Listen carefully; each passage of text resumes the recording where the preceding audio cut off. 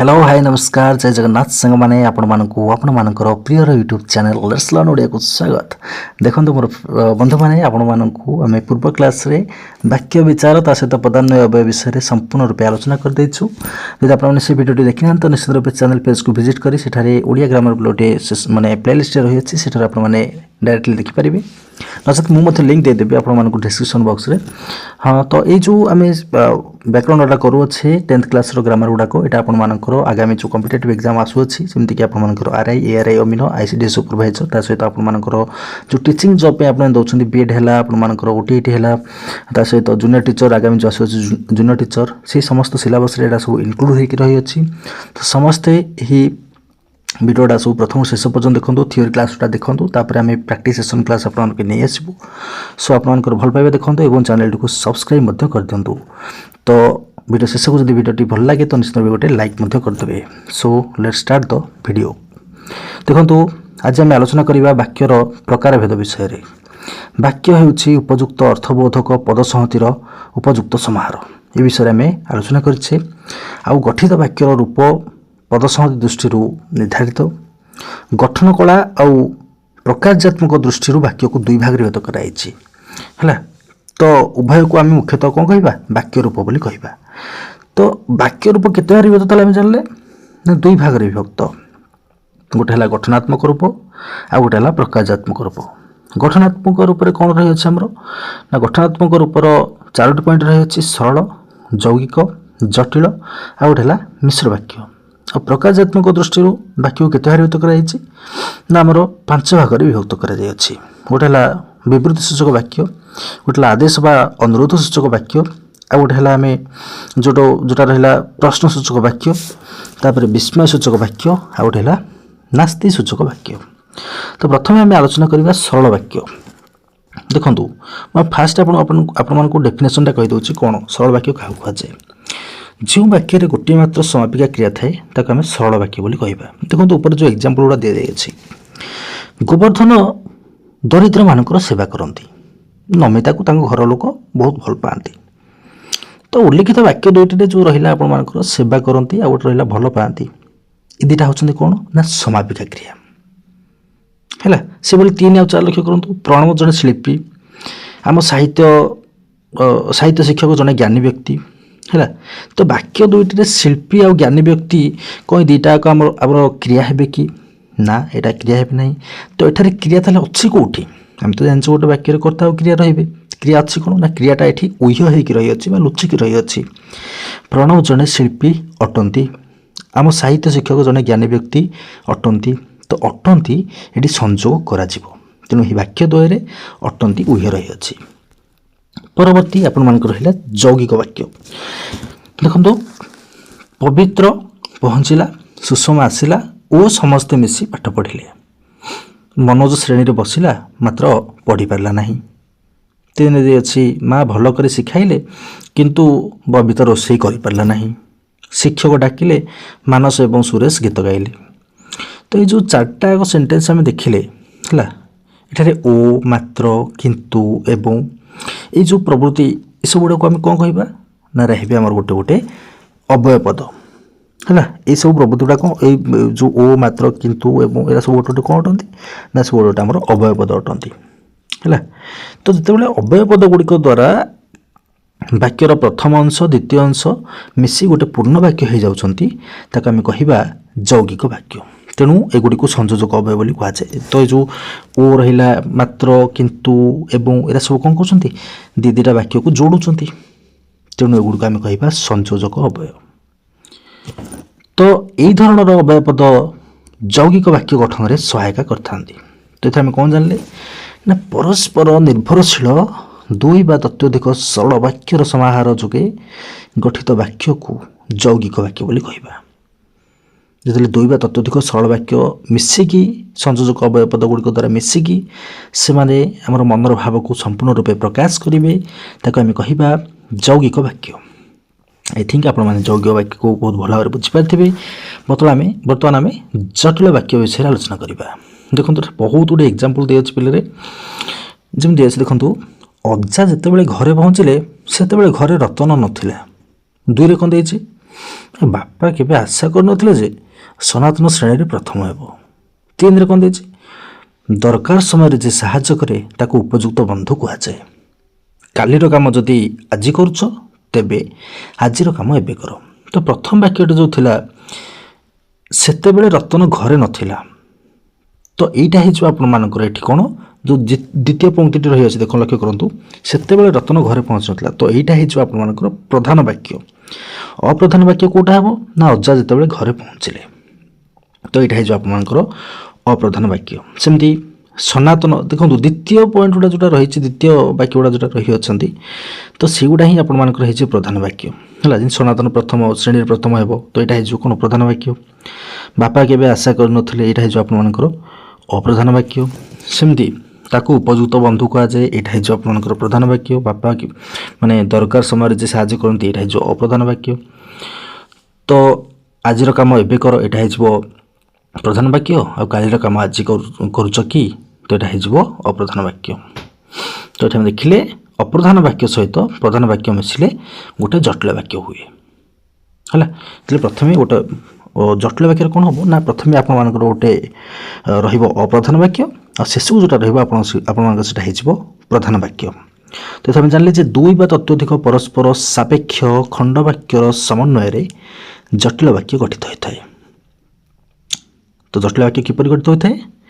2 ବା ତତ୍ୱଧିକ ପରସ୍ପର ସାପେକ୍ଷ ଖଣ୍ଡବାକ୍ୟର ସମନ୍ୱୟରେ ଜଟିଳ ବାକ୍ୟ ଗଠିତ ହୋଇଥାଏ। ଏହାପରେ ଲାଷ୍ଟ ଆପଣଙ୍କର ରହିଲା ମିଶ୍ର ବାକ୍ୟ। ଦେଖନ୍ତୁ ଗୀତ ବାଜା ଓ ନାଚ ଚାଲିବା ଯେଉଁ ଦର୍ଶକମାନେ ଦେଖିବାକୁ ଆସିଥିଲେ, ତ ଏଇଟା ଯୌଗିକ ଅସମ୍ପୂର୍ଣ୍ଣ ବାକ୍ୟ। ଦେଖନ୍ତୁ ଏଇ ଯେଉଁଟା ରହିଲା ଲାଇନ୍ଟା, ଗୀତ ବାଜା ନାଚ ବାଜିବା ଯେଉଁ ଦର୍ଶକମାନେ ଦେଖିବାକୁ ଆସିଥିଲେ, ଏଥିରୁ କିଛି ବୁଝା ପଡ଼ୁଛି କି? ଏଇଟା ଅସମ୍ପୂର୍ଣ୍ଣ ଅଟେ, ମାତ୍ର ଏଇଟା ଯୌଗିକ ଅଟେ ହେଲା।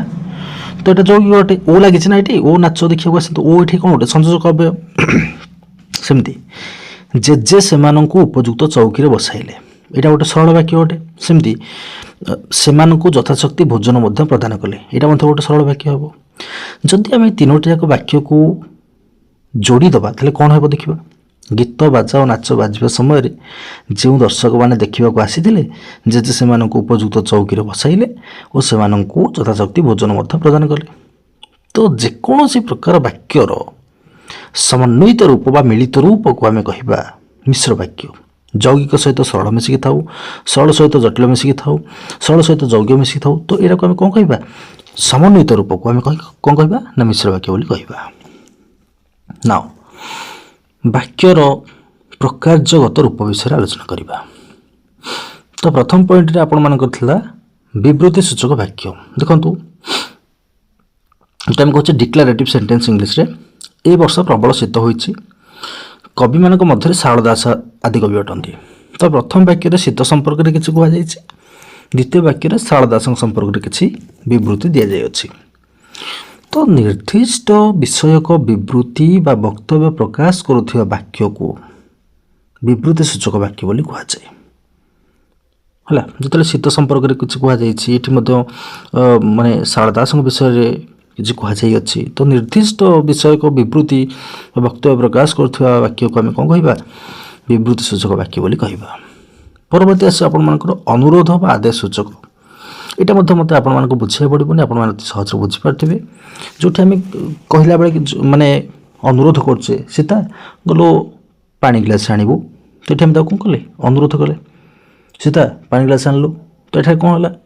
ଏଇ ଯେଉଁ ପଂକ୍ତିରୁ ଆପଣମାନଙ୍କୁ କ'ଣ ଜଣାପଡ଼ୁଛି ଯେ ମୁଁ ସୀତାକୁ ଆଦେଶ ଦେଉଅଛି। ସେମିତି ଦେଖନ୍ତୁ ଏଠାରେ ଏକ୍ଜାମ୍ପଲ୍ ଦେଇଅଛି, ଆଜ୍ଞା ମୋତେ ଟିକେ ସାହାଯ୍ୟ କରନ୍ତୁ। ତ ପ୍ରଥମ ବାକ୍ୟଟାରେ ଆପଣମାନଙ୍କୁ କ'ଣ ଜଣାପଡ଼ୁଛି, ଏଇଟା କେଉଁ ପ୍ରକାର ବାକ୍ୟ ହୋଇଥିବ ନା ଏଇଟା ଆପଣମାନଙ୍କର ଗୋଟେ ଅନୁରୋଧ ସୂଚକ ବାକ୍ୟ। ଘରଟାକୁ ସଫା କରିଦିଅ, ତ ଏଇଟା କ'ଣ ହେଲା? ଗୋଟେ ଆଦେଶ ସୂଚକ ବାକ୍ୟ। ତ ଅନୁରୋଧ ବା ଆଦେଶ ଭାବ ପ୍ରକାଶ କରୁଥିବା ବାକ୍ୟକୁ ଆମେ କହିବା ଅନୁରୋଧ ବା ଆଦେଶ ସୂଚକ ବାକ୍ୟ। ପ୍ରଶ୍ନ ସୂଚକ ବାକ୍ୟ ତ ଆପଣ ଜାଣନ୍ତି, ଯେଉଁଟା ଯେମିତି ରହିଅଛି ଦେଖନ୍ତୁ ସେଣ୍ଟେନ୍ସ ଦୁଇଟା, ତୁମେ କେବେ ଆସିଲ, ଆଜି କେତେ ତାରିଖ ହେଲା। ତ ବାକ୍ୟ ଦୁଇଟିରେ ସମୟ ଆଉ ତାରିଖ ସମ୍ପର୍କରେ କିଛି ପ୍ରଶ୍ନ କରାଯାଇଅଛି। ତ କୌଣସି ପ୍ରଶ୍ନର ସୂଚନା ପ୍ରଦାନ କରୁଥିବା ବାକ୍ୟକୁ ଆମେ କ'ଣ କହିବା ନା ପ୍ରଶ୍ନ ସୂଚକ ବାକ୍ୟ ବୋଲି କହିବା। ପରବର୍ତ୍ତୀ ଦେଖନ୍ତୁ 3.8ରେ ଅଛି ଆପଣଙ୍କର ବିସ୍ମୟ ସୂଚକ ବାକ୍ୟ। ବାପା ଏତେ ଟଙ୍କା ଦେଲେ, ରାମ ସତରେ ତମେ ଆସିଛ? ତ ଉଭୟ ବାକ୍ୟରେ ବିସ୍ମୟ ବା ଆଶ୍ଚର୍ଯ୍ୟ ଭାବ ପ୍ରକାଶ ପାଉଅଛି। ତ ଏଥିରେ ଆପଣ ଜାଣୁଛନ୍ତି ଯେ ବିସ୍ମୟ ଭାବ ପ୍ରକାଶ କରୁଥିବା ବାକ୍ୟକୁ ଆମେ କ'ଣ କହିବା ନା ବିସ୍ମୟ ସୂଚକ ବାକ୍ୟ ବୋଲି କୁହାଯାଏ। ଏହାପରେ ଆସିବ ଆପଣଙ୍କର ନାସ୍ତି ସୂଚକ ବାକ୍ୟ। ଦେଖନ୍ତୁ, ରୀତା ଦ୍ୱାରା ଏ କାମ କେବେ ବି ହେବ ନାହିଁ, ତମର ନିୟମ ମୁଁ ପାଳିପାରିବି ନାହିଁ।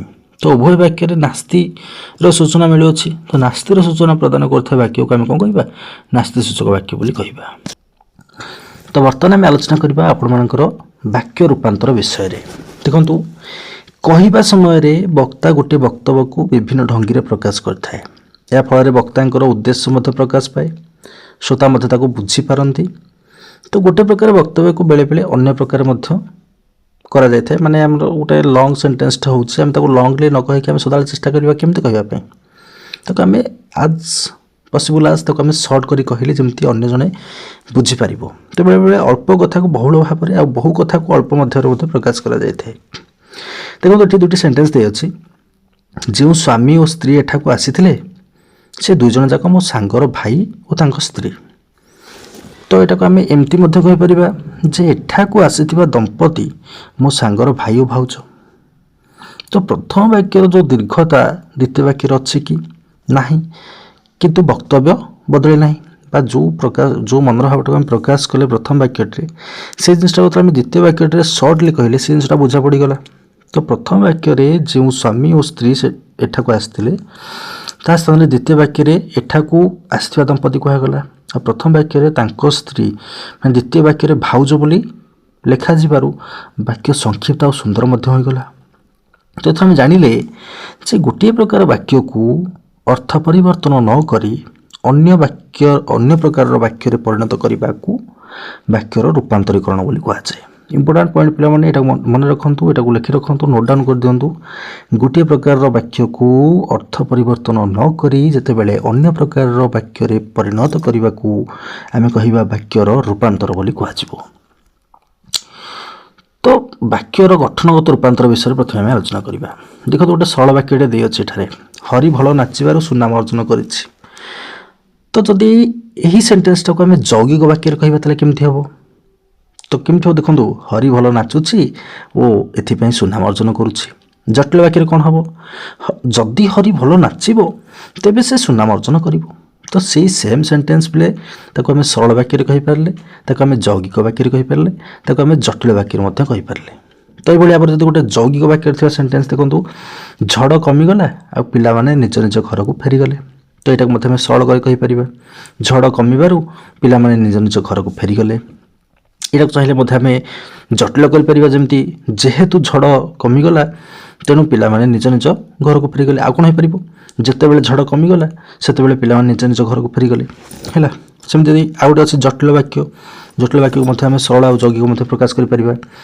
ଯେହେତୁ ଘରେ ଅଶାନ୍ତି ଦେଖାଦେଇଛି ସେହେତୁ ମୁଁ ସଭାକୁ ଯାଇପାରିବି ନାହିଁ। ତ ଏଟାକୁ ସରଳ କଲେ କ'ଣ ହେଇଯିବ? ଘରେ ଅଶାନ୍ତି ଦେଖାଦେଇଥିବାରୁ ମୁଁ ସଭାକୁ ଯାଇପାରିବି ନାହିଁ। ଯୌଗିକ କଲେ କ'ଣ ହେବ? ଘରେ ଅଶାନ୍ତି ଦେଖାଦେଇଛି ତେଣୁ ମୁଁ ସଭାକୁ ଯାଇପାରିବି ନାହିଁ। ତେଣୁ ଗୋଟେ ସଂଯୋଗକାରୀ ଅବ୍ୟୟ ଲାଗିଲା, ଯେଉଁଟାକି କ'ଣ କଲା? ଦୁଇଟି ଖଣ୍ଡ ବାକ୍ୟକୁ ଯୋଡ଼ିଲା ପରସ୍ପର ସହିତ। ତ ଏଭଳି ଭାବରେ ଆଉ ଗୋଟେ ଦେଇଛି, ଏଇଟା କାହିଁ ଛାଡ଼ିବା, ସବୁ ତ କଲେ ଏଇଗୁଟା କାହିଁ ଛାଡ଼ିବା, ଏଇଟା ମଧ୍ୟ କରିଦେବା। ଜେଜେ ଆସିବା ହେତୁ ଆମେ ସମସ୍ତେ ଖୁସି ହେଲୁ। ତ ଏଇଟା ଗୋଟେ ସରଳ ବାକ୍ୟ ଗୋଟେ। ତ ଏଇଟାକୁ ଯଦି ଆମେ ଯୌଗିକ ବାକ୍ୟ କରିବା ତାହେଲେ କ'ଣ ହେବ? ଜେଜେ ଆସିବେ ଓ ଆମେ ସମସ୍ତେ ଖୁସି ହେବୁ, ନୁହେଁ କି? ଜଟିଳ କଲେ କ'ଣ ହେଇଯିବ ନା ଯଦି ଜେଜେ ଆସିବେ ତେବେ ଆମେ ସମସ୍ତେ ଖୁସି ହେବୁ। ଦେଖନ୍ତୁ, ଏଠାରେ ଆମେ ଯାହା ବି ବାକ୍ୟ ଗୁଡ଼ା ସବୁ ଆଲୋଚନା କଲେ, କରେ, ଘରେ, ଗରେ, ଘରେ, ଯାହା ବି ପ୍ରଥମ ବାକ୍ୟ ଗୁଡ଼ା ଆଲୋଚନା କରୁଅଛେ, ତା ତିନୋଟି ଯାକ ବାକ୍ୟରେ ତିନୋଟି ଯାକ ମାନେ ସେଣ୍ଟେନ୍ସରେ ମାନେ ସେମାନଙ୍କର କ'ଣ ହେଉଛି? ଯୌଗିକ ହୋଇଯାଉଛନ୍ତି, ଜଟିଳ ହୋଇଯାଉଛନ୍ତି, କିନ୍ତୁ ସେମାନଙ୍କର ଭାବାର୍ଥରେ କିଛି ପରିବର୍ତ୍ତନ ଆସୁଛି କି? ଆସୁନାହିଁ। ତେଣୁ ଏଟାକୁ ଆମେ କ'ଣ କହିବା ନା ବାକ୍ୟ ରୂପାନ୍ତରୀକରଣ ବୋଲି କହିବା। ନା ଆମେ ଦେଖିବା ବାକ୍ୟର ଅର୍ଥଗତ ରୂପାନ୍ତର ବିଷୟରେ। ଦେଖନ୍ତୁ, ପ୍ରଥମେ ଦେଇଅଛି ବିବୃତ୍ତି ସୂଚକ ବାକ୍ୟ। ଉତ୍କଳମଣି ଗୋପବନ୍ଧୁ ଥିଲେ ଜଣେ ସଚ୍ଚା ଦେଶ ସେବକ। ଏହା ଏକ ବିବୃତ୍ତି ସୂଚକ ବାକ୍ୟ। ଆମେ ଗୋପବନ୍ଧୁଙ୍କ ବିଷୟରେ କିଛି କହିଲେ, ତ ଏଇଟା କ'ଣ ହେଲା? ଗୋଟେ ବିବୃତ୍ତି ସୂଚକ ବାକ୍ୟ ହେଲା। ତ ଏ ବାକ୍ୟକୁ ବିଭିନ୍ନ ପ୍ରକାର ପ୍ରକାଶ କରାଯାଇପାରେ। ମୁଖ୍ୟତଃ ଏଟାକୁ ଆମେ ଚାହିଁଲେ ପ୍ରଶ୍ନ ସୂଚକ କରିପାରିବା, ନାସ୍ତି ସୂଚକ କରିପାରିବା, ବିଶ୍ଵ ସୂଚକ ବାକ୍ୟରେ ମଧ୍ୟ ରୂପାନ୍ତରୀକରଣ କରିପାରିବା। ଯେମିତିକି ଆମେ କହିପାରିବା ଗୋପବନ୍ଧୁ ବାବୁଙ୍କର ଭଳି ସଚ୍ଚା ଦେଶ ସେବକ ଆଉ କାହାନ୍ତି, ତ ଏଇଟା ଗୋଟେ ପ୍ରଶ୍ନ ସୂଚକ ବାକ୍ୟ ହୋଇଗଲା। ଯଦି ଏଟାକୁ ଆମେ ନାସ୍ତି ସୂଚକ ବାକ୍ୟ କରିବା ତାହେଲେ କ'ଣ ହେବ? ଉତ୍କଳମଣି ଗୋପବନ୍ଧୁଙ୍କ ଭଳି ସଚ୍ଚା ଦେଶ ସେବକ ଆଉ ନାହାନ୍ତି, ତ ଏଇଟା ଗୋଟେ ନାସ୍ତି ସୂଚକ ବାକ୍ୟ ହୋଇଗଲା। ଉତ୍କଳମଣି ଗୋପବନ୍ଧୁ କି ସଚ୍ଚା ଦେଶ ସେବକ ସତେ, ଏଇଟା କ'ଣ ହେଲା? ଏଇଟା ଗୋଟେ ବିସ୍ମୟ ସୂଚକ ବାକ୍ୟ ହେଲା। ସେମିତି ଆମେ ଚାହିଁଲେ ପ୍ରଶ୍ନ ସୂଚକ ବାକ୍ୟକୁ ମଧ୍ୟ ଆମେ ଚାହିଁଲେ କ'ଣ କରିପାରିବା? ନାସ୍ତି ସୂଚକ ବାକ୍ୟ, ବିବୃତି ସୂଚକ ବାକ୍ୟ ଆଉ ବିସ୍ମୟ ସୂଚକ ବାକ୍ୟରେ ମଧ୍ୟ ପରିଣତ କରିଦେଇପାରିବା। ଦେଖନ୍ତୁ ଏଠାରେ ଗୋଟେ ପ୍ରଶ୍ନ ସୂଚକ ବାକ୍ୟ ଦେଇଅଛି ଯେ ବିଜୁ ବାବୁଙ୍କୁ ଓଡ଼ିଶାରେ କିଏ ନ ଜାଣେ। ଯଦି ଏଟାକୁ ଆମେ ନାସ୍ତି ସୂଚକ ବାକ୍ୟ କରିବା ତାହେଲେ କ'ଣ ହେବ? ବିଜୁ ବାବୁ ଓଡ଼ିଶାରେ କାହାକୁ ଅଜଣା ନୁହନ୍ତି। ସେମିତି ଯଦି ଆମେ ଏଟାକୁ ବିବୃତି ସୂଚକ ବାକ୍ୟରେ ପରିଣତ କରିବା ତାହେଲେ କ'ଣ ହେବ? ବିଜୁ ବାବୁଙ୍କୁ ଓଡ଼ିଶାରେ ସମସ୍ତେ ଜାଣନ୍ତି। ବିଜୁ ବାବୁଙ୍କ ବିଷୟରେ ଆମେ କିଛି କହିଲେ, ଡେଫିନେସନ୍ ଦେଲେ। ସେମିତି ବିସ୍ମୟ ସୂଚକ ବାକ୍ୟ ଗଲେ କ'ଣ ହେଇଯିବ? ବିଜୁ ବାବୁ ପୁଣି ଓଡ଼ିଶାରେ କାହାର ଅଜଣା, ତ ଏଇଟା କ'ଣ ହେଲା? ବିସ୍ମୟ ଭାବ ପ୍ରକାଶ ପାଇଲା। ସେମିତି ନାସ୍ତି ସୂଚକ ବାକ୍ୟକୁ ମଧ୍ୟ ତୁମେ ଚାହିଁଲେ ବିବୃତି ସୂଚକ ବାକ୍ୟ, ପ୍ରଶ୍ନ ସୂଚକ ବାକ୍ୟ ଆଉ ବିସ୍ମୟ ସୂଚକ ବାକ୍ୟରେ ପରିଣତ କରାଯାଇପାରିବ। ତ ଏହା ମଧ୍ୟ ଆପଣମାନେ ଏଠାରେ ଦେଖିଦିଅନ୍ତୁ। ତ ମୁଁ ଏଇଟା ଡିସ୍କସନ୍ କରୁନାହିଁ କାହିଁକିନା ଭିଡ଼ିଓଟା ଏମିତିରେ ଲମ୍ବା ହେଇସାରିଲାଣି, ତଥାପି କରିଦେଉଛି। ଦେଖନ୍ତୁ, ଅଜ୍ଞତା ଯୁବକକୁ ଆଶ୍ରୟ ଦେବା ଠିକ୍ ହେଲା ନାହିଁ, ଏଇଟା ଗୋଟେ ନାସ୍ତି ସୂଚକ ବାକ୍ୟ ହେଲା। ଯଦି ଏଟାକୁ ଆମେ ବର୍ତ୍ତମାନ ବିବୃତି ସୂଚକ ବାକ୍ୟରେ ପରିଣତ କରିବା ତାହେଲେ କ'ଣ ହେଇଯିବ? ଅଜ୍ଞାତ ଯୁବକକୁ ଆଶ୍ରୟ ଦେବା ଭୁଲ। ପ୍ରଶ୍ନ ସୂଚକ ହେଲେ କ'ଣ ହେଇଯିବ? ଅଜ୍ଞାତ ଯୁବକକୁ କ'ଣ ଆଶ୍ରୟ ଦିଆଯାଏ? ବିସ୍ମୟ ସୂଚକ ବାକ୍ୟରେ କ'ଣ ହେଇଯିବ? ଅଜ୍ଞାତ ଯୁବକକୁ ପୁଣି ଆଶ୍ରୟ ହେଲା। ସେମିତି ବିସ୍ମୟ ସୂଚକ ବାକ୍ୟକୁ ତୁମେ ଚାହିଁଲେ କ'ଣ କରିପାରିବ? ନା ଆମର ବିବୃତି ସୂଚକ ବାକ୍ୟ, ପ୍ରଶ୍ନ ସୂଚକ ବାକ୍ୟ ଆଉ ନାସ୍ତି ସୂଚକ ବାକ୍ୟରେ ପରିଣତ କରିପାରିବା। ଯେମିତି ଲଙ୍କାରେ ପୁଣି ହରି ଶବ୍ଦ, ତ ଏଇଟା କ'ଣ? ଏଇଟା ଗୋଟେ ବିସ୍ମୟ ସୂଚକ ବାକ୍ୟ ହେଲା। ଯଦି ଏଟାକୁ ବର୍ତ୍ତମାନ ଆମେ ବିବୃତି ସୂଚକ ବାକ୍ୟରେ ପରିଣତ କରିବା ତାହେଲେ କ'ଣ ହେବ? ନା ଲଙ୍କାରେ ହରି ଶବ୍ଦ ଖୋଜିବା ବୃଥା। ପ୍ରଶ୍ନ ସୂଚକ ବାକ୍ୟରେ କଲେ କ'ଣ ହେବ? ଲଙ୍କାରେ ହରି ଶବ୍ଦ ଶୁଣାଯାଏ କି? ନାସ୍ତି ସୂଚକ ବାକ୍ୟ କଲେ କ'ଣ ହେବ? ଲଙ୍କାରେ ହରି ଶବ୍ଦ ମିଳିବା ସମ୍ଭବ ନୁହେଁ। ତ ଏଇଟା ଆମେ ଦେଖିଲେ ଯେ ବାକ୍ୟର ଅର୍ଥଗତ ରୂପାନ୍ତର ବିଷୟରେ। ବର୍ତ୍ତମାନ ଆମେ ବାଚ୍ୟଗତ ରୂପାନ୍ତର ବିଷୟରେ ଆଲୋଚନା କରିବା। କହିବା ଭଙ୍ଗୀରେ ବାଚ୍ୟ ପରିବର୍ତ୍ତନ ହେଲେ ବାକ୍ୟ ପରିବର୍ତ୍ତିତ ହୋଇଥାଏ। ଯଦି ଆମେ କହିବା ଝରକା ଖୋଲ, ଏହାର ବାଚ୍ୟ ପରିବର୍ତ୍ତନ କରାଗଲେ ବାକ୍ୟଟି ହେବ କ'ଣ? ଝରକା ଖୋଲା ହେଉ। ତ ଯେକୌଣସି ବାକ୍ୟକୁ ଅନ୍ୟ ବାଚ୍ୟରେ ରୂପାନ୍ତର କରାଯାଇପାରିବ। ଯେମିତି ଆମେ କହିପାରିବା କର୍ତ୍ତୃବାଚ୍ୟ। କର୍ତ୍ତୃବାଚ୍ୟଟି କ'ଣ ହେଲା? ବିଜୟ କଲିକତା ଯିବ, ତାହେଲେ ଏଠି ଆମେ ବିଜୟ ବିଷୟରେ କହୁଛେ, ତାହେଲେ ଏଇଟା ଗୋଟେ କେଉଁ ପ୍ରକାର ବାକ୍ୟ ହେବ? ବିଜୟ ଏଠାରେ କର୍ତ୍ତା ନା, ତ ଏଇଟା ଗୋଟେ କର୍ତ୍ତୃବାଚ୍ୟ ହେଇଯିବ। ଯଦି ଏଟାକୁ ଆମେ କର୍ମବାଚ୍ୟରେ ଚାହିଁବା ତ ଏହାକୁ ମଧ୍ୟ ଆମେ ପରିବର୍ତ୍ତନ କରିପାରିବା। ଯେମିତି ବିଜୟର କଲିକତା ଯିବା ହେବ, ତ ଏଠାରେ କ'ଣ ହେଇଗଲା? କଲିକତା ଉପରେ ବେଶୀ ଷ୍ଟ୍ରେସ୍ ଦିଆଗଲା, ତ କଲିକତା ଏଠାରେ କ'ଣ ଗୋଟିଏ କର୍ମବାଚ୍ୟ ଅଟେ। ତେଣୁକରି ଏଟାକୁ ଆମେ କର୍ତ୍ତୃବାଚ୍ୟକୁ କେଉଁ ବାଚ୍ୟରେ ପରିଣତ କଲେ? କର୍ମବାଚ୍ୟରେ ପରିଣତ କଲେ। ସେମିତି କର୍ତ୍ତୃବାଚ୍ୟ ଆଉ ଗୋଟେ ଦେଇଛି କ'ଣ? ରାଧାଶ୍ୟାମଙ୍କ ଦ୍ୱାରା ଭାଷଣ ଭଲ ହୁଏ, ଏଇଟା ଗୋଟେ କର୍ମବାଚ୍ୟ। ଯଦି ଭାଷଣ ଉପରେ ବେଶୀ ଷ୍ଟ୍ରେସ୍ ଦିଆଯାଇଛି ତାମାନେ ଏଇଟା କ'ଣ ହେବ? ଏଇଟା ଗୋଟେ କର୍ମବାଚ୍ୟ ହେଲା। ଯଦି ଏଟାକୁ ଚାହିଁବା ଆମେ ଗୋଟେ କର୍ତ୍ତୃବାଚ୍ୟରେ ମଧ୍ୟ ପରିଣତ କରିଦେଇପାରିବା। ରାଧାଶ୍ୟାମ ଭଲ ଭାଷଣ ଦେଇପାରନ୍ତି। ସେମିତି ଭାବବାଚ୍ୟରେ ମଧ୍ୟ ଆମେ କର୍ତ୍ତୃବାଚ୍ୟ କରିପାରିବା। ତନୁଜାର ନାଚ ହେଉ, କର୍ତ୍ତୃବାଚ୍ୟ କଲେ କ'ଣ ହେବ? ତନୁଜା ନାଚୁ। ସେମିତି କର୍ତ୍ତୃବାଚ୍ୟ ଦେଇଅଛି ମା ରାନ୍ଧୁଛନ୍ତି, ତ ଏଇଟା ଭାବବାଚ୍ୟରେ କ'ଣ ହେବ? ମାଙ୍କର ରନ୍ଧା ଚାଲିଛି। ନାଓ ଆମେ ବାକ୍ୟ ସଂକ୍ଷେପଣ ବିଷୟରେ ଆଲୋଚନା କରିବା। ଦେଖନ୍ତୁ କ'ଣ ଦେଇଅଛି? କେହି କେହି ଅଧିକ କଥାକୁ ଅଳ୍ପ ପ୍ରକାଶ କରନ୍ତି, କେହି କେହି ମଧ୍ୟ ଅଳ୍ପ କଥାକୁ ଅଧିକ ଭାବରେ ପ୍ରକାଶ କରିଥାନ୍ତି। ଦୀର୍ଘ ବାକ୍ୟ ଅପେକ୍ଷା ଛୋଟ ବାକ୍ୟ ଗୁଡ଼ିକୁ ଶୁଣିବାକୁ ଆଉ ବୁଝିବାକୁ ମଧ୍ୟ ଭଲ ଲାଗେ, ତେଣୁ ଦୀର୍ଘ ବାକ୍ୟକୁ ମଧ୍ୟ ସଂକ୍ଷେପରେ ପ୍ରକାଶ କରାଯାଇପାରେ। ତ ଏହି ପ୍ରକାର ପରିବର୍ତ୍ତନକୁ ଆମେ କ'ଣ କହିବା? ବାକ୍ୟ ସଂକ୍ଷେପଣ ବୋଲି କହିବା। ତ ବାକ୍ୟ ସଂକ୍ଷେପଣ କ୍ଷେତ୍ରରେ ସନ୍ଧି, ସମାସ, କୃଦନ୍ତ, ତଦ୍ଧିତ, ଉପସର୍ଗ ଓ ସମାର୍ଥବୋଧକ ଶବ୍ଦ ବିଶେଷ ଭାବରେ ସହାୟତା କରିଥାନ୍ତି। ଇମ୍ପୋର୍ଟାଣ୍ଟ ପଏଣ୍ଟ ପିଲାମାନେ ଏଟାକୁ ମନେ ରଖନ୍ତୁ। ବାକ୍ୟ ସଂକ୍ଷେପଣ କ୍ଷେତ୍ରରେ କେଉଁ ସବୁ ଶବ୍ଦ ଗୁଡ଼ିକ ବିଶେଷ ଭାବରେ ସହାୟତା କରିଥାନ୍ତି? ନା ଆମର ସନ୍ଧି, ସମାସ, କୃଦନ୍ତ, ତଦ୍ଧିତ, ଉପସର୍ଗ ଆଉ ସମାର୍ଥବୋଧକ ଶବ୍ଦ। ତ ଏଠାରେ କିଛି ଉଦାହରଣ ଦିଆଯାଇଛି, ଲକ୍ଷ୍ୟ କରନ୍ତୁ। ଅତି ଆବଶ୍ୟକ ଜିନିଷର ଦର ଅଧିକ ବଢ଼ୁଛି। ତ ଏ ଯେଉଁ ଅତି ଆବଶ୍ୟକ ରହିଲା ତ ଏଟାକୁ ଆମେ କହିପାରିବାନି ଅତି ଆବଶ୍ୟକ, ତମେ କହିପାରିବା ଯେ ଅତି ଆବଶ୍ୟକ ଜିନିଷର ଦର ବୃଦ୍ଧି ପାଇଲା, ଠିକ୍ ହେବ। ଅତି ଅଧିକ ବକ୍ତବ୍ୟ ସ୍ପୃହଣୀୟ ନୁହେଁ, ତାହେଲେ ଅତି ଅଧିକ ଦୁଇଟା ଯେତେବେଳେ ମିଶିବ ତାହେଲେ ଏଇଟା କ'ଣ ହେଇଯିବ ନା ଏଇଟା ହେଇଯିବ ଅତ୍ୟଧିକ। ଅତ୍ୟଧିକ ବକ୍ତବ୍ୟ ସ୍ପୃହଣୀୟ ନୁହେଁ। ତ ସମାସ ଦ୍ୱାରା କେମିତି ଦେଖନ୍ତୁ ହେଇଯିବ, ଆମେ କେମିତି ମାନେ ସଂକ୍ଷେପଣ କରିପାରିବା। ସ୍ୱାମୀ ଓ ସ୍ତ୍ରୀ ଦୁଇ ଜଣ ଯାକ ଆଜି ଆସିବେ, ତ ସ୍ୱାମୀ ସ୍ତ୍ରୀ ବଦଳରେ ଆମେ କ'ଣ ଲେଖିପାରିବା ଦମ୍ପତି ଲେଖିପାରିବା ନା। ତ ସ୍ୱାମୀ ସ୍ତ୍ରୀ ଦୁଇ ଜଣ ଯାକ ବଦଳରେ ଆମେ ଲେଖିପାରିବା ଦମ୍ପତି, ଦମ୍ପତି ଆଜି ଆସିବେ। ବର ଓ କନ୍ୟା ଦୁଇ ଜଣ ଯାକ ବେଦୀରେ ବସିଛନ୍ତି, ତ ଆମେ କହିପାରିବା ବର କନ୍ୟା ବେଦୀରେ ବସିଛନ୍ତି। ସେମିତି କୃଦନ୍ତ ଦ୍ୱାରା କେମିତି ଆମେ ସଂକ୍ଷେପଣ କରିବା ଦେଖନ୍ତୁ, ଜାଣିବାକୁ ଇଚ୍ଛା ହେଲା, ଜାଣିବାକୁ ଇଚ୍ଛା କ'ଣ ଜିଜ୍ଞାସା ହେଲା, ତ ଜାଣିବାକୁ ଇଚ୍ଛା କରୁଥିବା ଛାତ୍ର ବିଦ୍ୟା ଲାଭ କରିବ, ତ ଏଟାକୁ ଆମେ ଲେଖିପାରିବା ଜିଜ୍ଞାସୁ ଛାତ୍ର ବିଦ୍ୱାନ ହେବ। ଯାହା କରିବା ଉଚିତ ତାହା କର, ତାହେଲେ ଏଇଟା ଆମେ କ'ଣ କହିବା କର୍ତ୍ତବ୍ୟ କର। ତ ଏଇଭଳି ଭାବରେ ଆମେ କୃଦନ୍ତ ଥିବା ପଦ ଗୁଡ଼ିକୁ ମଧ୍ୟ ଆମେ ସଂକ୍ଷେପଣ କରିପାରିଲେ। ସେମିତି ତଦ୍ଧିତ ଦ୍ୱାରା ଆମେ କେମିତି ସଂକ୍ଷେପଣ କରିବା ଦେଖନ୍ତୁ, ପାନ ବେପାର କରୁଥିବା ଲୋକଟି ଅନ୍ୟ ଗ୍ରାମକୁ ଗଲା, ତାହେଲେ ପାନ କରୁଥିବା ମାନେ ବ୍ୟକ୍ତିଟିକୁ ଆମେ ସଂକ୍ଷେପରେ କ'ଣ କହିପାରିବା ପାନରା କହିପାରିବା, ତାହେଲେ ପାନରା ଗ୍ରାମାନ୍ତର କଲା। ସେମିତି ଗିରିପଥ ଭାବରେ ଖାଇବର ସବୁଠାରୁ ଲମ୍ବା, ତ ସବୁଠାରୁ ଲମ୍ବା ବଦଳରେ ଆମେ କ'ଣ ଲେଖିପାରିବା ମାନେ ଦୀର୍ଘତମ ଲେଖିପାରିବା ହେଲା, ଯେମିତି ଖାଇବର ଦୀର୍ଘତମ ଗିରିପଥ। ତାପରେ ଆସିବ ଆପଣମାନଙ୍କର ଉପସର୍ଗ ଦ୍ୱାରା କେମିତି ସଂକ୍ଷେପଣ କରାଯାଏ। ପବନର ବିପରୀତ ଦିଗରେ ସାଇକେଲ ଚଳାଇବା କଷ୍ଟକର, ତ ଏଠି ଆମେ କହିପାରିବା ଏଟାକୁ ଯେ ପବନର ପ୍ରତିକୂଳରେ ସାଇକେଲ ଚଳାଇବା ବା ଚାଳନା କଷ୍ଟକର ଅଟେ। ବିପରୀତ ଦିଗକୁ ଆମେ କ'ଣ କହିପାରିବା ପ୍ରତିକୂଳ କହିପାରିବା, ପବନର ପ୍ରତିକୂଳରେ ସାଇକେଲ ଚଳାଇବା କଷ୍ଟକର ବ୍ୟାପାର ଅଟେ। ତାପରେ ଆପଣମାନଙ୍କର ରହିଲା ଆଉ ଗୋଟେ ଦେଖନ୍ତୁ ଅଛି ଏଠାରେ ସାହିତ୍ୟ ବିଷୟରେ ତାଙ୍କର ବିଶେଷ ଜ୍ଞାନର ଅଭାବ ଅଛି, ତ ବିଶେଷ ଜ୍ଞାନ ଯେଉଁ ରହିଅଛି ବା ବିଶେଷ ଭାବ ଯେଉଁ ରହିଅଛି ତାକୁ ଆମେ କ'ଣ କହିବା, ତାକୁ ଆମେ କହିପାରିବା ସେ ସାହିତ୍ୟ ବିଶେଷଜ୍ଞ ଅଟନ୍ତି। ସାହିତ୍ୟ ବିଷୟରେ ତାଙ୍କର ବିଶେଷ ଭାବର ଜ୍ଞାନ ଅଛି, ତାକୁ ଆମେ କ'ଣ କହିପାରିବା ସେ ସାହିତ୍ୟ ବିଶେଷଜ୍ଞ ଅଟନ୍ତି। ସେମିତି ସମାର୍ଥବୋଧକ ଶବ୍ଦ ଦ୍ୱାରା କେମିତି ଆମେ ସଂକ୍ଷେପଣ କରିବା ଦେଖନ୍ତୁ, ବିଷ୍ଣୁ ଉପାସକମାନେ ଖୋଳ କରତାଳ ବଜାଇ ନାମ ଜପ କରୁଛନ୍ତି, ତ ବିଷ୍ଣୁ ଉପାସକମାନଙ୍କୁ ଆମେ ଏଠାରେ କ'ଣ କହିପାରିବା ବୈଷ୍ଣବ କହିପାରିବା, ତ ବୈଷ୍ଣବମାନେ କୀର୍ତ୍ତନ କରୁଛନ୍ତି, ଡାଇରେକ୍ଟ ଗୋଟେ ସର୍ଟରେ ସରିଲା। ଯେଉଁ ପିଲାମାନେ ବେଶୀ ଜିଦ୍ କରନ୍ତି ସେମାନଙ୍କୁ ବାପା ଆଦୌ ପସନ୍ଦ କରନ୍ତି ନାହିଁ, ତ ବେଶୀ ଜିଦ୍ କରୁଥିବା ପିଲାକୁ ଆମେ କ'ଣ କହିବା ନା ଜିଦଖୋର ପିଲା, ମାନେ ଜିଦଖୋର ପିଲାମାନଙ୍କୁ ବାପା ନାପସନ୍ଦ କରନ୍ତି।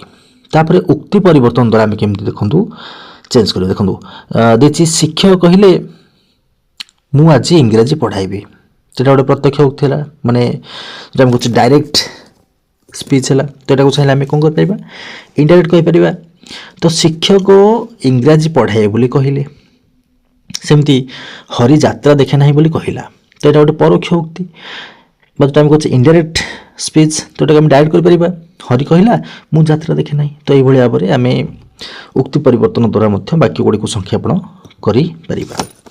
ତ ଏଠାରେ ପ୍ରଶ୍ନାବଳୀ ଦେଇଅଛି, ଆପଣମାନେ ଲକ୍ଷ୍ୟ କରନ୍ତୁ, ଏହାକୁ ମଧ୍ୟ ଆପଣମାନେ ଚାହିଁଲେ ସ୍କ୍ରିନଶଟ୍ ମାରି ରଖନ୍ତୁ, ଆପଣମାନେ ଘରେ ବସି ଏହାର ସମାଧାନ କରିବେ। ଆମେ ସମ୍ପୂର୍ଣ୍ଣ ରୂପେ ଆପଣମାନଙ୍କର ଆଜି ବାକ୍ୟ ସଂକ୍ଷେପଣ ବିଷୟରେ ଆଲୋଚନା କଲେ, ତ ଯେଉଁଟାକି ଆପଣମାନଙ୍କୁ ନିଶ୍ଚିତ ରୂପେ ଏକ୍ଜାମ୍ ପଏଣ୍ଟ ଅଫ୍ ଭ୍ୟୁରୁ ବହୁତ ହି ହେଲ୍ପଫୁଲ୍ ରହିବ। এই থিওরি କ୍ଲାସ୍ ଗୁଡ଼ା ପିଲା ହିଁ ଆପଣମାନେ ଯଦି ଥରୋଲି ଦେଖିବେ ଆଉ ବୁଝିବା ପାଇଁ ଚେଷ୍ଟା କରିବେ ନା, ତ ଆପଣମାନଙ୍କୁ ନିଶ୍ଚିତ ରୂପେ ଓଡ଼ିଆ ଗ୍ରାମାରରେ ଫୁଲ୍ ଟୁ ଫୁଲ୍ ମାର୍କ ଦେବାରେ ସହାୟତା ପ୍ରଦାନ କରିବ। ତ ଖାଲି ଓଡ଼ିଆ ଗ୍ରାମାର ନୁହେଁ, ଆମେ ଅନ୍ୟ ସମସ୍ତ କ୍ଲାସ୍ ମଧ୍ୟ ଆମର ଏହି ୟୁଟ୍ୟୁବ୍ ଚ୍ୟାନେଲ୍ ମାଧ୍ୟମରେ କରୁଅଛୁ। ଯଦି ଆପଣମାନଙ୍କୁ ଆମର ଏହି କ୍ଲାସ୍ ସବୁ ଭଲ ଲାଗେ ତ ନିଶ୍ଚିତ ରୂପେ ଚ୍ୟାନେଲକୁ ସବସ୍କ୍ରାଇବ୍ କରିବା ସହିତ ଆପଣମାନଙ୍କ ଫ୍ରେଣ୍ଡସ୍ମାନଙ୍କ ନିକଟକୁ ଏହାକୁ ସେୟାର କରିଦେବେ। ସୋ ଯଦି ଆଜିର ଭିଡ଼ିଓଟି ଆପଣଙ୍କୁ ଭଲ ଲାଗିଛି ତ ନିଶ୍ଚିତ ରୂପେ ଭିଡ଼ିଓଟି ଗୋଟେ ଲାଇକ୍ କରିବେ। ତ ଭିଡ଼ିଓଟିରେ ଆଉ ବିଶେଷ କିଛି କହୁନାହିଁ, ଆଜି ପାଇଁ ବସ୍ ସେତିକି, ବିଦାୟ ଦିଅନ୍ତୁ, ରହିଲି। ଜୟ ଜଗନ୍ନାଥ, ଜୟ ଜଗନ୍ନାଥ, ଜୟ ଜଗନ୍ନାଥ।